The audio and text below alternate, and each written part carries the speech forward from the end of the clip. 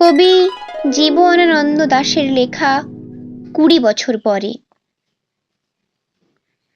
আবার বছর 20 পরে তার সাথে দেখা হয় যদি, আবার বছর 20 পরে হয়তো ধানের ছড়ার পাশে কার্তিকের মাসে, তখন সন্ধ্যার কাক ঘরে ফেরে, তখন হলুদ নদী নরম নরম হয় সরকাশ হোগলায় মাঠের ভিতরে।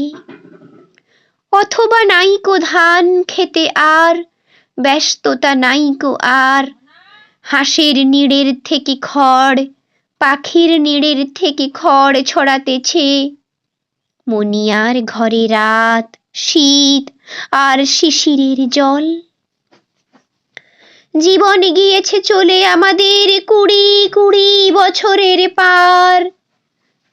তখন হঠাৎ যদি মেঠো পথে পাই আমি তোমায় আবার, হয়তো এসেছে চাঁদ মাঝরাতে এক রাশ পাতার পিছনে, সরু সরু কালো কালো ডালপালা মুখে নিয়ে তার, শিরীষের অথবা জামের, ঝাউয়ের, আমের। 20 বছর পরে তখন তোমারই নাই মনে, জীবন গিয়েছে চলে আমাদের 20 বছরের পার। তখন আবার যদি দেখা হয় তোমার আমার,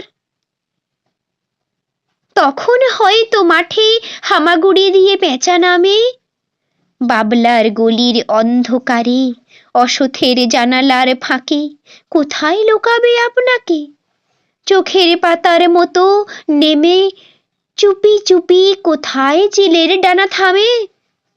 সোনালি সোনালি চিল শিশির শিকার করে নিয়ে গেছে তারে।